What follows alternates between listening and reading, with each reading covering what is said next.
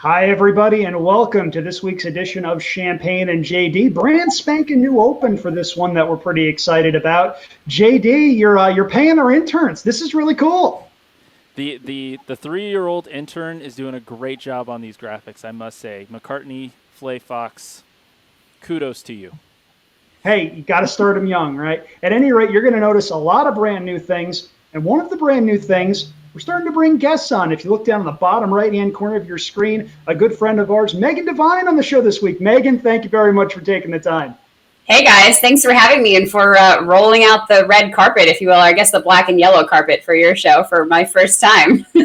Hey, it's Pittsburgh Steelers colors, that's for sure. If you're out there and you follow horse racing, you've seen Megan in any number of stops. Ellis Park, Santa Anita. She does a lot of stuff with Sky Racing World and TVG as well. She's going to help us out with some quaddies for Hawkesbury Cup Day. But before we got going on that, we're going to recap some of the things that happened last week since we filmed last week's show. JD, one of the things that we talked about was the situation at Remington Park with the Sooner 6. That bet has been suspended. And in the words of John Malkovich from Rounders, pay that man his money. I can't do the accent. I'm sorry. I've tried. Not good, but still, they got to pay that guy his money, right? I think so. And we mentioned it last week, but they've been Maggie Mossed. I mean, that's really what this is all about, is Maggie has a strong case, and she's taking care of the horse player in question here. So I think they really have to keep that money now, pay that man the money. Now, do they do that out of the fund? I don't necessarily think so. I think they should just do it and keep the pool going and kind of take that out of stasis and put it back into play once the thoroughbred season starts at Remington Park. Yeah, it's a strange scene, and hopefully that gets ironed out sooner rather than later. I'm deliberately flying through this one. If you remember a couple of weeks ago, JD made a crack comparing me to somebody I don't particularly care for. That, of course, being Dave Portnoy from Barstool Sports. I unfortunately referenced frozen pizzas, and that hit a soft spot with JD. And I've been waiting for a few weeks to try to find a way to get even with JD Fox. And a horse that, Megan, you liked very much, did the job for me in very painful fashion. So, Megan, before we get into what happened to J.D. Fox's ticket, what did you like about Curlin Rules that we didn't? I mean, I thought that either him or the Brad Cox horse in there were going to be the two. I mean, I think you just have to rely on class, right? That was I think an open $50,000 claimer, if I'm not mistaken. And you had a lot of horses dropping in from those allowance optional levels, etc. Your horse, I believe, JD, was stepping up from starter allowance company. So I didn't love the move as far as that goes. But you also have to take the kinds of horses that I think Curlin Rules was facing. And, you know, you were third start off the layoff. You had a tough effort in an allowance level. And that was off of a layoff from November, right? So came back, finished fourth against Lone Sailor, some really good horses. Then dropped to this maiden claiming level for $50,000, finished a good second to Matru, who was a nice horse and really stepped up that day. And I thought, you know, you got John Sadler, you got Tyler Bass, Ronis Racing. These guys know how to win together. They certainly did it plenty of times on the West Coast when Tyler was riding there. So I really thought that Curlin Rules was going to make a big effort. The workouts were good. It was just, you know, as we're going to talk about shortly in Australia, third up oftentimes works quite well here in the U.S. as well. Hey, JD, revenge is a dish best served cold. Terry J. Thompson, you were the leading rider at Prairie Meadows, a track very close to my heart through the 2000s. I cashed many a ticket on you. I got to point many a camera at you. I'm not mad at you. I'm not mad that you decided to just not go to the right-hand stick at all at any point during the stretch run. Left-handed, hand ride, think you have the horse home, get the right stick out, thinking that, hey, Curlin rules might might challenge us again here on the inside, and just never use it. Not once. That's all I'm going to say, Andrew. That's all I'm going to say. I know it might seem cold to those of you who may be watching for the very first time, me reveling in somebody else's misfortune, but JD and I are friends. We've known each other for a really long time. Ask one of us for the story of how we first met each other. It's one of those stories where you can't believe how many worlds just intersect quite like this. We go back a long way. These shots are good-natured. He put together a really, really good ticket that was alive for a lot of money. I believe it was for just over $1,100. In all seriousness, kidding aside, we kid a lot. That's an absolutely brutal beat, and I'm legitimately sorry for you, JD. Nice hit, Megan, though. That's a really good call on your part. Curlin rules was, what, 17-1? Yeah, which is shocking to me because the horse is 8-1 morning line, so I don't know how that happened, but I won't argue with it. Yeah, so if you want to complain about morning lines, just send a strongly worded letter. You'll be like everybody else on horse racing Twitter. Well, that's why I don't use them. Oftentimes, I download my form so early that I don't have the morning line, so it really doesn't affect my handicapping too much. And that was weird that I think a lot of people shared your opinion, Megan, because it was 17-1 over 21-1, and the payout in the pick 4 was about half from Curlin rules to my horse. So, but Andrew, that means we still have not actually hit a ticket on this show, and we've got a chance later at a Hawkesbury Cup day at Rosehill Gardens, but Sky Racing World is trying to give us more pick 4s and more quaddies to play because we have a first race quaddie at every track starting this week and already in play. East Coast people, listen to me. You can play a quaddie starting in race 1, and you can watch a couple races and then go to bed. It's a new concept, and I think it's a good idea by Sky Racing World. Honestly, without the harness industry right now, we're probably a couple weeks away. It sounds like from a couple tracks opening back up to some degree, and you don't have your other nighttime racing, Mountaineer, Charlestown. So it's a good opportunity for Sky Racing World to offer a multi-race wager early on in those cards because it is quite late on the East Coast when we get around to these quaddies like we're talking about at Hawkesbury Cup Day on Friday night, Saturday in Australia. You can at least put it in early, right? And then you watch the first race, see what happens. If you fall asleep, it's like a nice surprise if you wake up to that, right? And what I've done even on the West Coast in the past is I have woken up, saw a ticket cash for a weird amount, and then have to go back and figure out what happened. And most of the time it's a 3 or 4 payout that's multiplied like 6 times. And you've got to do some mental gymnastics to figure it out. But that's part of the fun too. I'm just imagining something from The Hangover where Alan's in the casino and all the numbers are dancing around his head.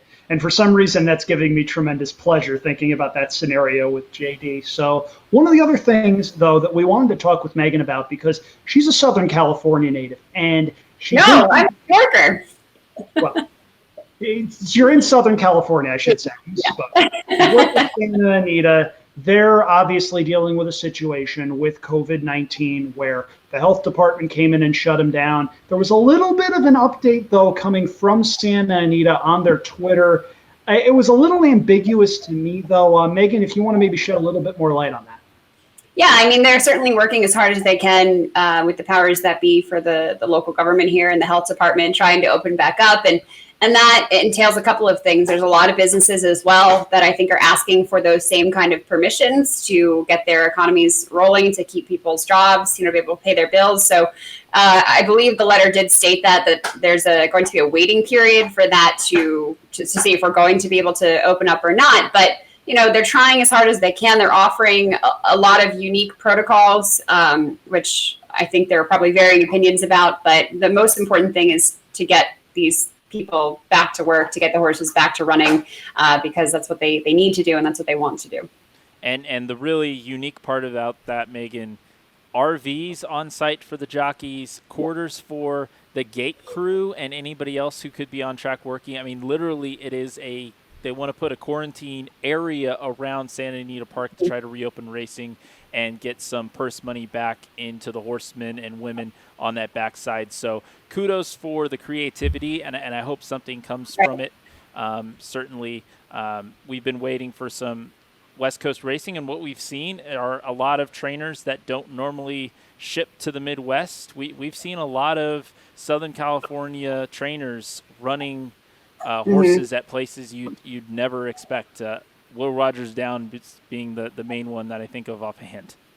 Yeah, I mean, and it certainly with California racing has struggled over the past couple of years, especially and with a variety of different things. So it's ever more important, I believe, for us to get up and going so that these people can continue their lives and their careers here. So we'll see. I mean, I hope that we can do whatever we can to get racing up and running. Santa Anita is interesting. I mean, not unlike other racetracks, I would say, where a lot of the people that do work at Santa Anita live right there. I would say within a 5-mile radius, maybe even less.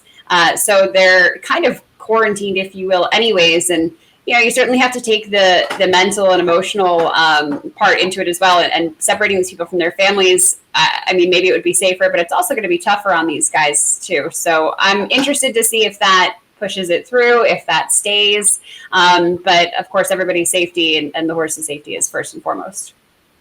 These are uncharted waters for all of us. And speaking as somebody that worked at Santa Anita for 1.5 years as part of HRTV, may that rest in peace.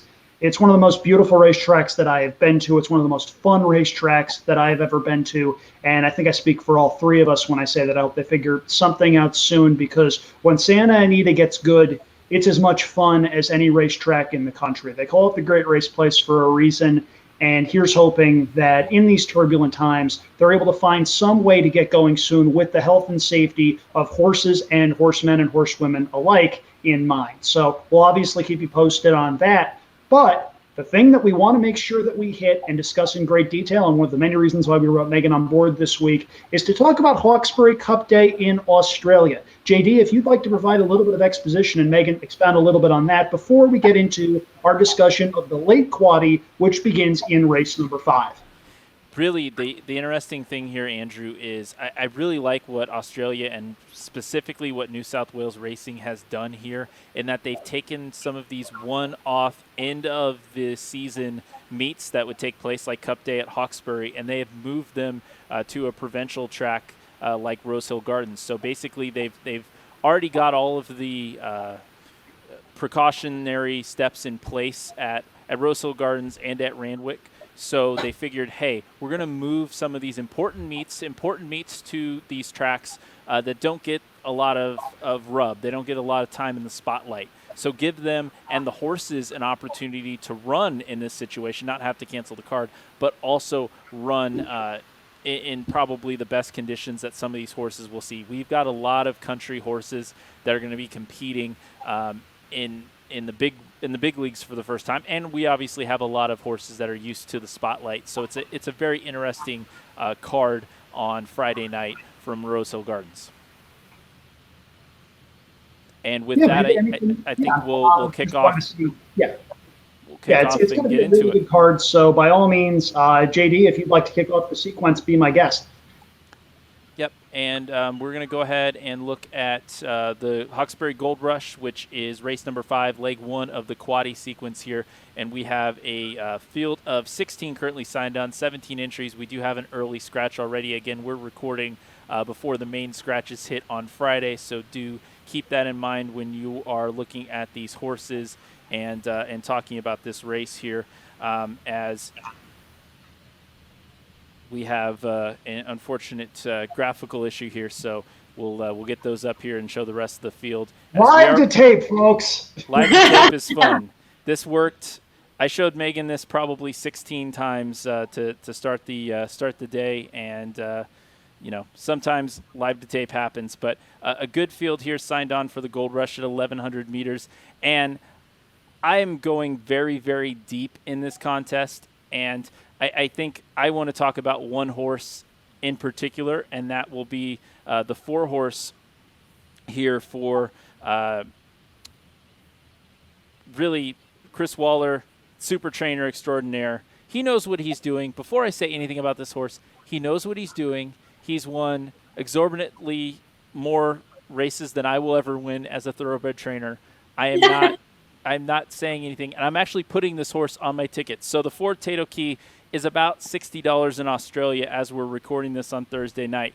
But this is a very interesting horse. So Argentinian bred, won 12 of 14 races in Argentina.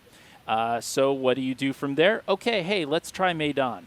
So you run in the Jebel Ali Port and the Mahab Al Shima, both Group 3 company races that actually met up against Drafted and finished second and third behind Drafted. That's really good company, really good dirt racing in Dubai. And then you go into the 2019 Golden Shaheen.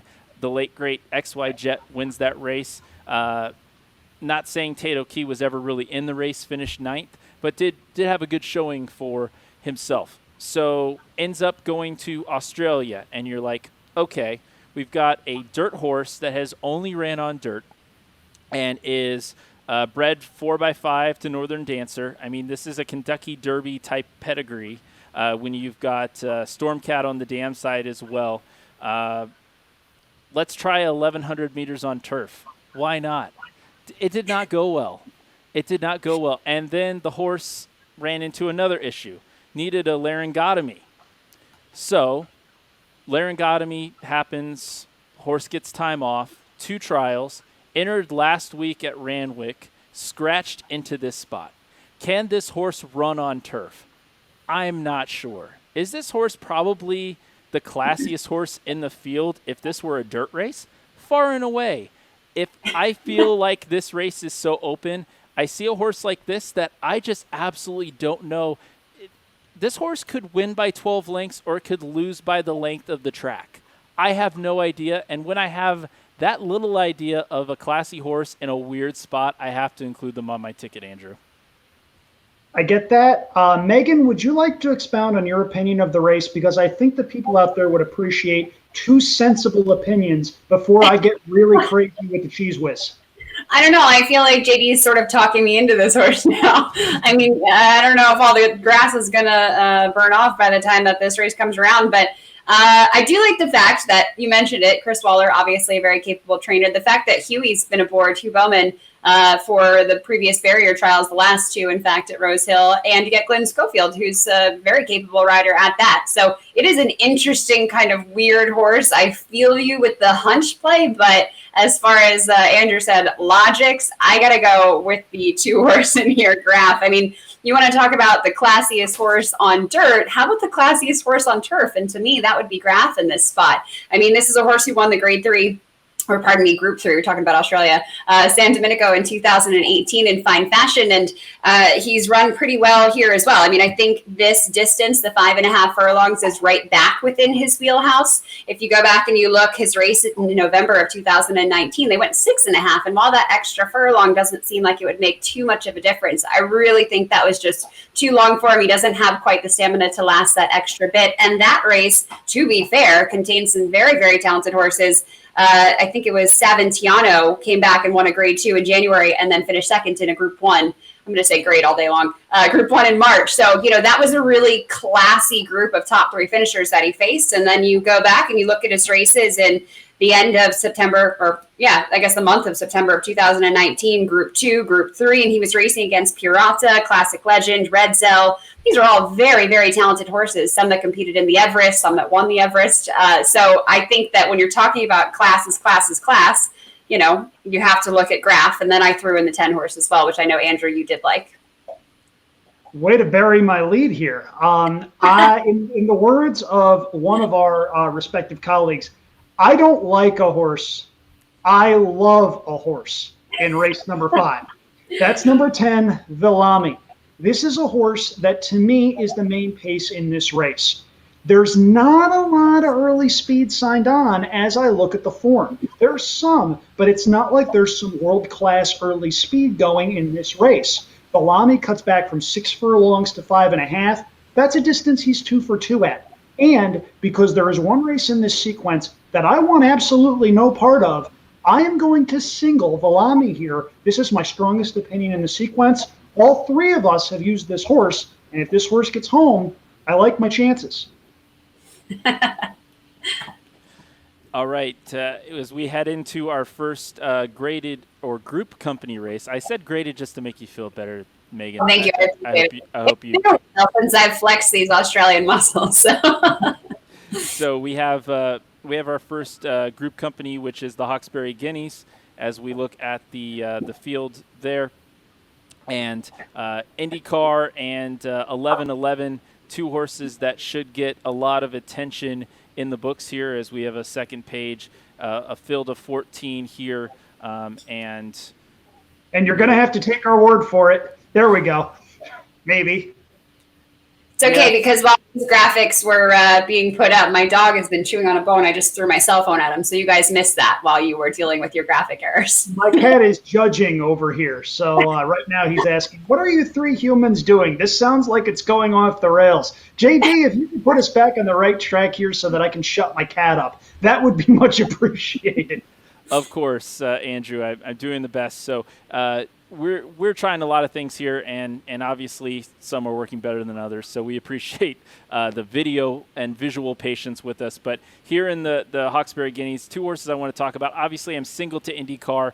I am an absolute play against here on 1111. Everybody's going to look back and look at those second place efforts against Alligator Blood back in December and January, and this is a horse that's getting bet like it's a sure thing. I have some doubts about that. They are good on paper performances for sure.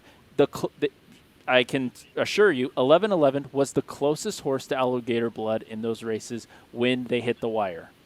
I don't think was necessarily the second best horse in those races, the third best horse, maybe even the fourth best horse. I think Alligator Blood tired those fields out, and there was some easy pickings. So this horse has not won a race in quite some time. And actually, it was week 1 of the season this year, week 1 of the 3-year-old campaign, and it was in a benchmark 64 at Kimball Grange, going 5 furlongs. I think 1111 is 100% a use in your exactas, trifectas, and superfectas in this race. In the pick 4, I would stay away because I do not think this horse has a chance to win this race. It's all about IndyCar. And really, the race I want you to look back, and I'm going to link it on YouTube, from YouTube when we get done and post this show. I want you to look back at the Kensington course at Randwick 2-back, an 1,100-meter race. IndyCar was spotting the field about 6 lengths, turning home, and won. It is one of the crazier performances I've seen. IndyCar, 2 straight wins where you, looking back at the race, you're like, do I have the right back performance here? Did this horse actually win this race? And then you're just amazed. It's not a horse that looks like they're going to win. Sometimes with the back markers, you can tell, oh, they've got a lot of horse. This horse has a chance. I have never felt that way watching IndyCar run, but it's been successful. I am singling IndyCar here. I think there's going to be some pace to run into, and I do like IndyCar. Megan, you're going to spread a little bit here in leg number 2. I am going to spread. Yeah, I thought that this was a really interesting one. You've got so many horses that are just moving around.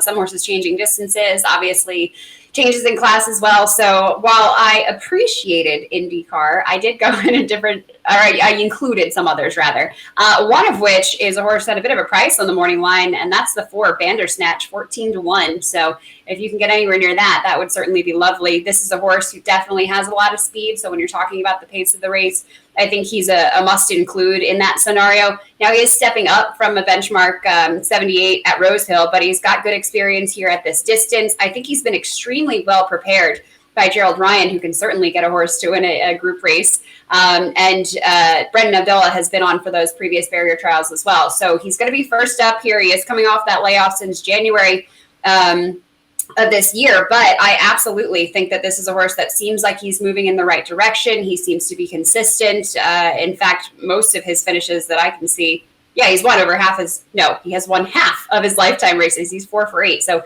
the consistency for this horse is really, really important to me. And I think if you get that price, it's certainly a good one. The 7 horse I use as well, that was Rule the World for Gay Waterhouse and Adrian Bott. Another horse who's been extremely successful, 3 for 4 lifetime. And this is one that I think they've been very careful with. Also has some speed, so I'm a little worried about the two of those hooking up there on the front end. But you have a horse who was in a Group 3 event with Tim Clark aboard. Granted, that was at a provincial track at Newcastle, but I still thought he fared extremely well. And again, it seems like they're being very cautious of where they put him. He's been well prepared. He's had plenty of barrier trials before this, and I'm really not afraid of those connections, putting a horse in first up and being able to win, even if it's a Group 3 spot. I did include the one horse, I believe, Dawn Passage, similar connections, Waterhouse and Adrian Bott. Different running style, though, is a closer, so I wanted to make sure that I was covered as far as that goes and didn't take all front runners. But this is a horse who's coming in from a Group 2 race. I think was just overmatched there a little bit. This should really be the right spot for him. He was able to do very well, finishing second by a small margin in a Group 2. So, in a listed race. So now he's going to step up that little bit to the Group 3. And then the other horse I use in there, which I think is really interesting, is the 10 Battleground, also 14-1 for Peter and Paul Snowden, who did train Redzel, who won the Everest twice. You get Hugh Bowman aboard. And, this is a horse who he has just come off of a maiden race, right, on April 7th. But if you look back at his form, in December of 2019, he was in a stakes race. So they had enough confidence in this horse to enter him in a stake, despite still being a maiden. And he has done some decent running for some minor places. So he's 14-1. Like I said, he gets in at 123 pounds with Hugh Bowen aboard, and I think he could be a sneaky play in there. And all right, I singled, and Megan went deep, and Andrew, you're kind of in between. Yeah, and I am, of course, talking over you because this whole three-person thing is something we're both getting used to. But at any rate, I went 3 deep in this spot, and I used IndyCar. IndyCar is my top selection. Tough to go against a horse that's 2 for 2 this season with a win at this distance. This horse is only 4 effort king going a mile. That might just be too long. I think this is the one they have to hold off late. I'm going to use number 1, Dawn Passage. I agree with Megan. Tossed the last race against horses that were just far better. This seems like the right level for that horse. If you're looking for a horse that's a bit of a bigger price, I'll throw in number 6, Spend, who has some speed, but doesn't necessarily need the lead in order to run well. If you're looking for a horse that maybe gets first run on the pace setters turning for home, I think you can do worse than number 6, Spend. That's a horse that's going to be a bit of a price. His only poor race came in a Group 1, and he was beaten a neck last time out, so there are some things to like. 1, 2, and 6 for me, and if this goes 10-2, I believe all 3 of us are alive. All 3 are alive, and we'd head to the Hawkesbury Gold Cup, where we start to differ a little bit in terms of matching this magically up so all 3 of us can hit here, as we're at 1,500 meters, open company Group 3, and we have another page here, and we actually have a third page of contestants. Salsonic, the 13, already an early scratch in this field. And on the we've got the final page there. So 15 horses slated to go postward in this one. And really for me, this is a spread race. And the question here for me is who's going to get the lead and who even wants the lead in this race. So I am looking at a long shot play here for the lead, and that's going to be the 9 horse, another $1. And really, you're going to have to dig and you're going to have to mine a little bit, and bear with me. So the last time this horse won, it was at 2,020 meters, which is tough to say any other way, and went gate to wire on the speed. Sounds great. 1,500 meters, okay, maybe wouldn't be on the lead there, but the problem for me is that race was July of last year, and they've been treating this horse as a back marker. But this horse draws the rail, and out of barrier 1 in this race, I think it's the only chance that they have is to go on this horse. So, again, the inside barrier there, Archidemus and Amangiri are 2 other horses that potentially could be on the lead. I really don't like those horses. I will prefer the 9, and I will take a bunch of back markers other than that. And again, we're going to have some big differences of opinion here. And I've got outside horses, 9, 14, 15, and 16. The only horse I share with you, Megan, is the 1, as your ticket looks quite a bit different than mine.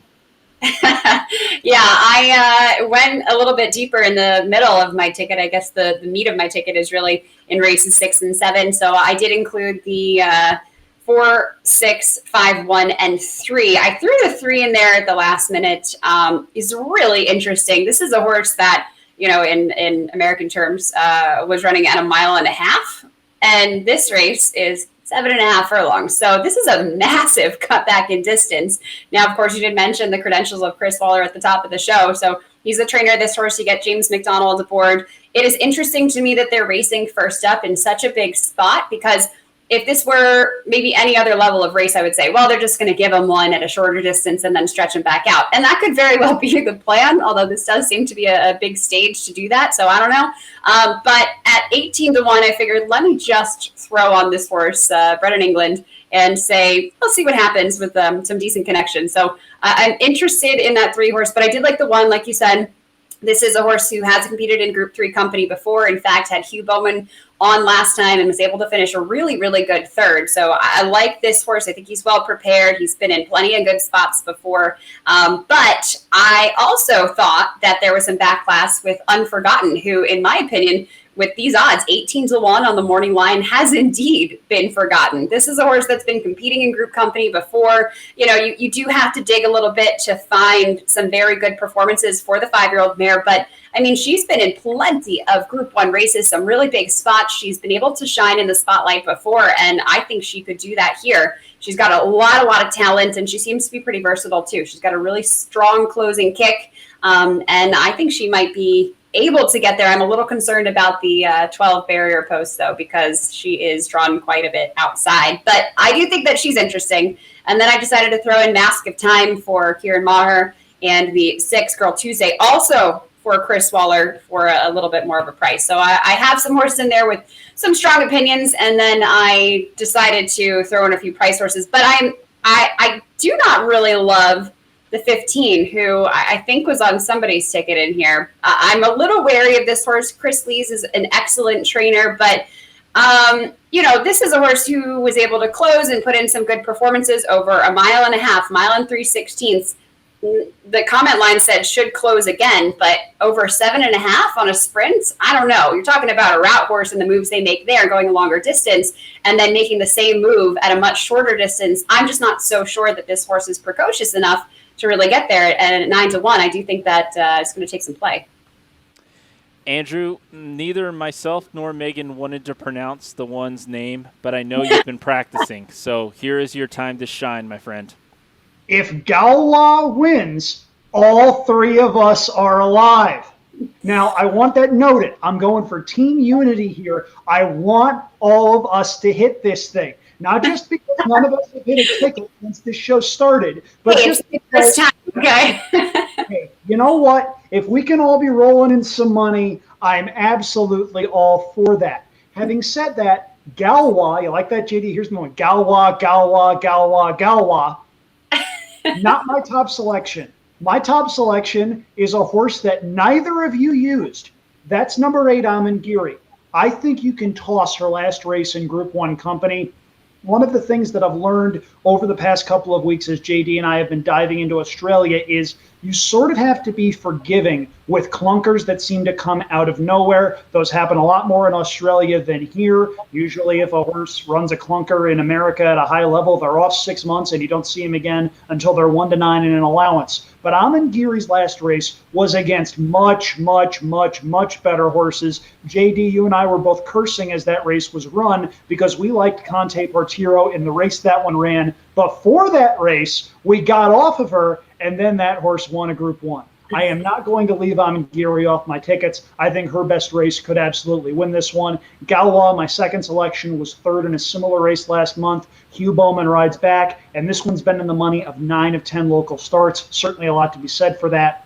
As far as a price goes, I am going to use one member of the Chris Waller Armada. That's number 3, Brimham Rocks. They thought enough of this horse to run him in 2 Group 1s last year. If he's ready and pops at a price and I don't have him on my ticket, I'm going to be kicking myself. Part of me wanted to go even deeper in this race. I didn't, though, and everybody's going to see why once we start our analysis of leg number 4. JD, graphics, please. One thing, Andrew, though, I will say that Amangiri, you have to be really keep note of what the track condition is, because this is a horse who absolutely has not performed well on heavy or soft turf. So if it's firmer conditions, then absolutely, I think you play this one. But if there's a lot of moisture, I think you got to be wary of this mare. Fingers crossed. You can't see it, but my toes are crossed too. I'd cross my eyes if I could. Don't do a rain dance. Don't worry, I won't. Nobody wants to see that. We close out the sequence with a Benchmark 78 handicap, and this is a wide open field of horses in various form. We've got a lot of horses going first up in this races. We've got 3 pages of odds here, and again, just take our word for us that there's 3 pages, as I will try to get through this and get out of here as quickly as humanly possible. Andrew and J.D. Yeah, I think the hamster has ran out of gas at this point in the show. Really, I have a very strong opinion in this race, and I know you guys are spreading a little bit more here. So what I have is another single. So this is a really weird ticket construction for me for Australia. Generally, 2 singles means I'm going to play $1 base wager. So this is $35 total, but I'm all in on Tricky Gal here, the 2-horse. Let me describe the career so far for Tricky Gal. First, 41-day layoff. Second, first, second. 168-day layoff, first.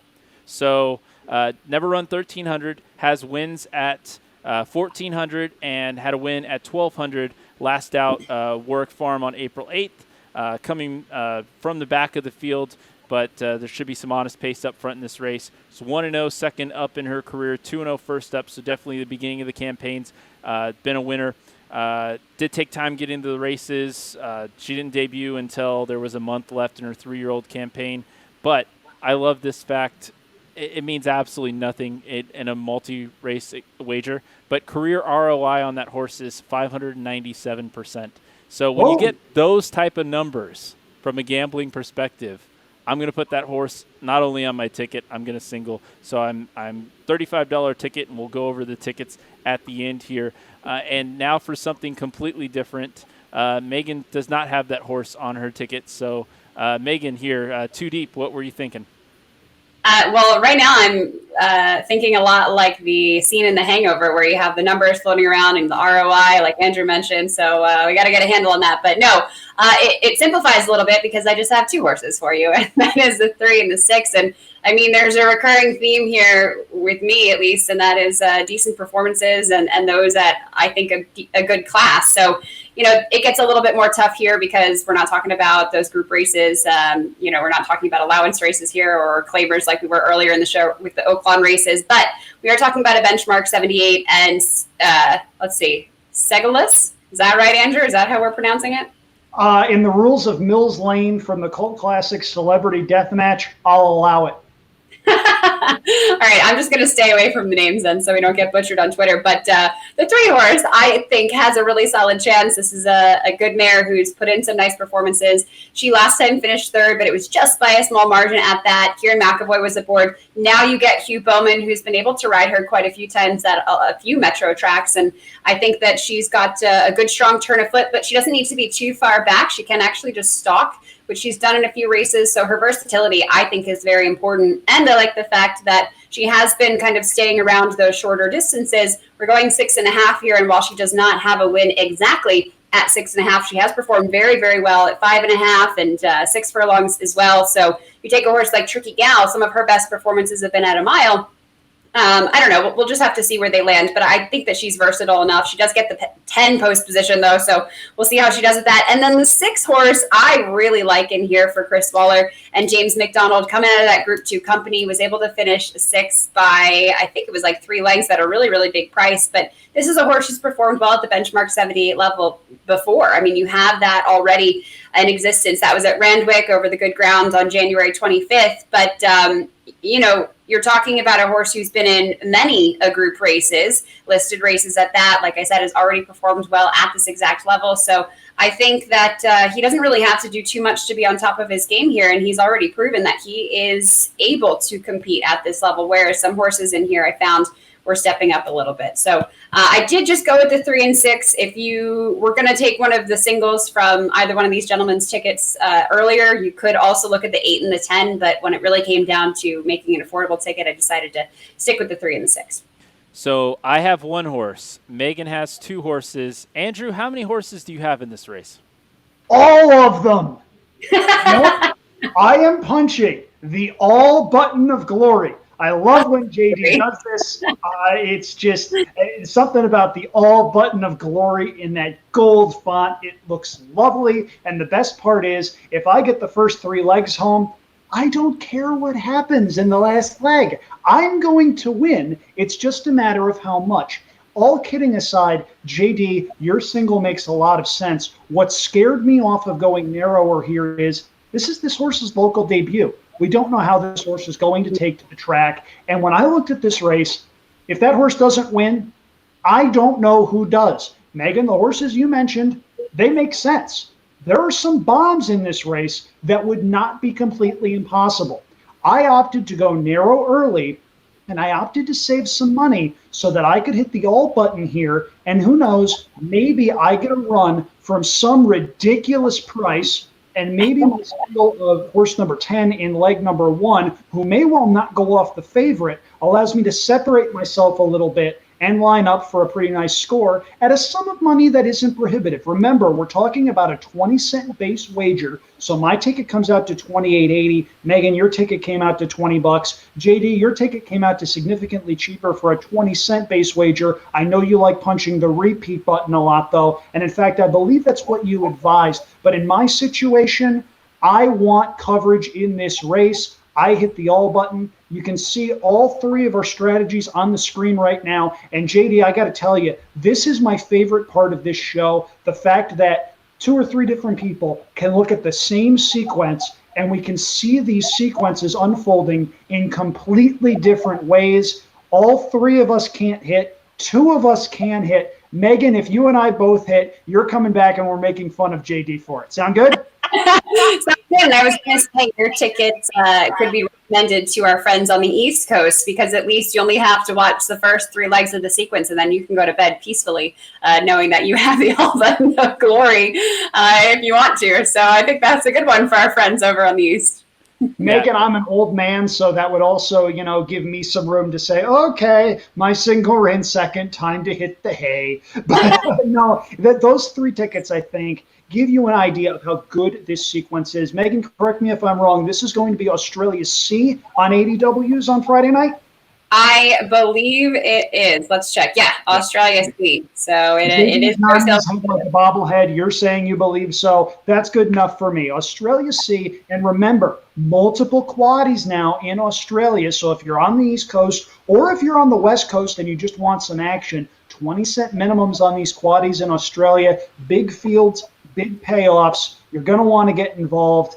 It's a fun sequence, Hawkesbury Cup Day. And it's a ticket that I'm really looking forward to playing. My single gets home. I could be in line for a nice score. JD, you've got some singles. Megan, you've got some stands and some prices. So certainly a lot of different directions you can go. Take parts of our tickets that you like. Put in parts of your own opinions. Construct your own tickets. Either way, the most important thing, as we stress, get involved, especially in a case where sometimes American cards, they're lacking a little bit right now, especially in the availability sequence where you're in JD's situation in Arizona with wagering laws that date back to the dark ages. I mean, JD, I got to tell you, we talk about this every week. I don't envy your position. You can't bet on everything, and the ones you can bet on, you have to use a touch-tone phone like with a rotary, and if you miss something, you have to go back and start over. I mean, does it just stink being you sometimes? I hit the star key and the pound key more than anybody in the history of phone usage. I really think if somebody looked at my phone, I'm worn down in those 2 spots on the phone, because that's how if you're doing a multi-race wager on any ADW that has a telephone service, you're typing either pound at the end of bets, you're typing the star key in between horses, you might be hitting the star key twice in some sequences. It's a lot of fun. So wagering menu now in Australia for all these races. There's the early double. There's an early pick 3. early pick 4, late pick 4, and also you can take our opinions and roll that into a late pick 3, races 6, 7, and 8 in that card. Again, we've been talking about it being Hawkesbury. It's their Cup day, but it is at Rosehill Gardens, so don't let that confuse you. Just look for track C, and you'll be good to go there. So, Megan, thanks for putting those that work together and the ticket together, and really we want to give you the floor here at the end of the show to tell people how to follow you on social media and anything you want to tell the fine folks. Thank you. Well, I do feel like it's a good thing for me because the very first track that I went to when I was in Australia a couple of years ago for Sky Racing World was Rosehill. And I did play the Quaddie that day without really much handicapping. And I hit it in my very first try. So, yeah, I'm thinking that it's going to bring me some good luck here as Hawkesbury Cup Day has been moved over to Rosehill. So feeling pretty good about my chances. And certainly you guys made some very good cases. It's been a while since I've looked at Australian racing, but I do want to say that to our players out there that maybe haven't watched it as much or haven't wagered on it, it's really great. Plenty of turf racing, which we don't always get a lot of here, or not as much as I would like, certainly. Huge fields, which we also don't get quite often in the U.S. So it's a really good complement product if you're playing the races in the U.S., and then you can enjoy the late show, if you will, and have some fun, take a stab at it, pick a horse's name. I don't know. You still might get a good price, but really, really fun being on with you guys, rather. And I enjoy the rivalry between the two of you. I'm going to have to tune in every week to see what this turns out to be.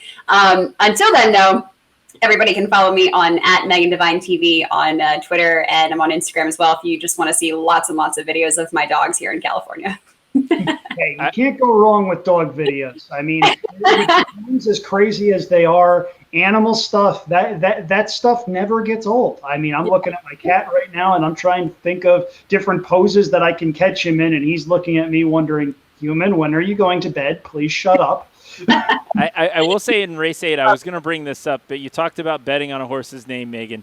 My two least favorite horse names in Australia, both originally were on this card. Unfortunately, Sauce Edge has scratched in this race, and that has allowed Assault in Bathory into the field.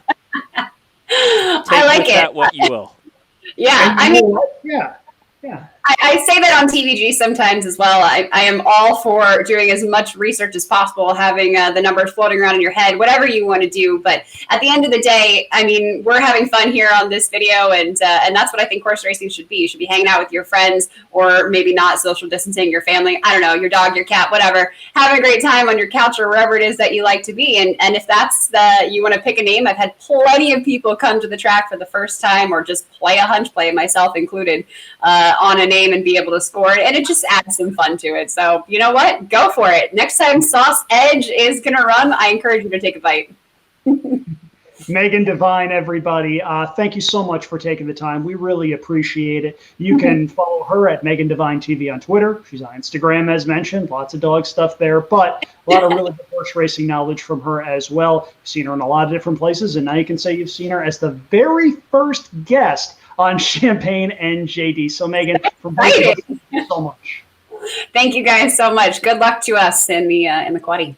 No kidding. So JD, let's try to get both of our tickets home. Although, I mean, I think we've got some coverage here. I mean, there is a way that two people can hit on this thing. It's just me with the all button and you with your pesky single that Megan didn't use. But at any rate, this has been fun. We're trying out a lot of new things. The reason we're doing this show is to have a little bit of fun during quarantine. We don't know what's coming up next. We don't know how long this is going to go on for. JD had the idea to do this, and all kidding aside, there's been some technical difficulties, whatever. He has done an absolutely tremendous job with a lot of things that go into this. You look at the logo down there, that was his idea. You look at the things that you're seeing on the screen right now, all the arrows and the backgrounds, the open.